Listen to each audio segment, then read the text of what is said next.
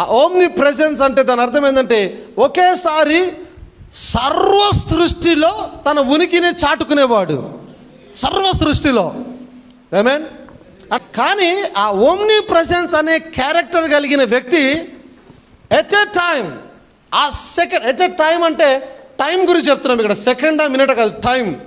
Time అంటే ఆ సెకండ్లో కోటి వంతు కూడా కావచ్చు, అదే టైం. ఎట్ ఎ టైం ఒకేసారి సర్వ సృష్టిలో, యూనివర్స్ అంతటిలో కూడా నిండి ఉండగలిగేవాడు, తన యొక్క సన్నిధిని నింపి ఉంచగలిగేవాడు ఓమ్ని ప్రెజెన్స్.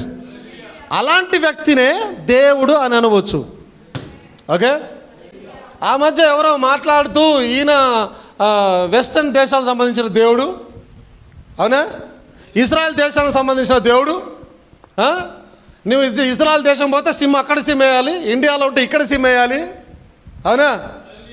ఇది ఎయిర్టెల్ సిమ్ కాదు, ఇది వోడాఫోన్ ఐడియా సిమ్ కాదు, ఇది. ఈ సిమ్ పేరు ఏంటి? జీసస్. ఈ సిమ్ పేరు ఏంటి?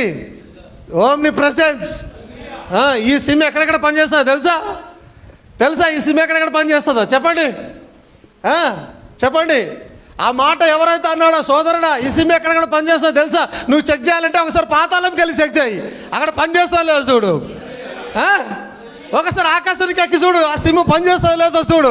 ఒకసారి సముద్రంలోకి వెళ్ళి చూడు, అక్కడ పనిచేస్తుందో లేదో చూడు. అక్కడ సముద్రంలో మరియానా ట్రెంచ్ ఉన్నది, 11 కిలోమీటర్ల లోతు.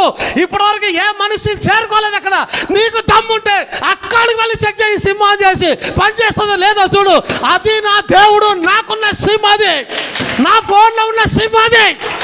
ఇది నా ఫోన్ అయి ఉన్నది, దీంట్లో ఉన్న సిమ్ ఓమ్ని ప్రెజెన్స్ అయి ఉన్నది. జీసస్ క్రైస్ట్ సర్వలోకంలో పనిచేసే సిమ్ అయినది అది. ఆమేన్.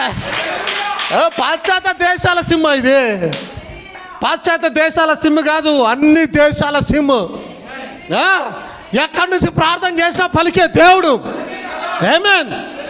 పలానా కొండ మీదనో, పలానా గుట్టల్లోనో, పలానా లోయల్లోనో ఒక్క చోట ఉన్న దేవుడు కాదు, సర్వ సృష్టిలో ఎక్కడ పోయినా ఉన్న దేవుడు. Constantly encountered.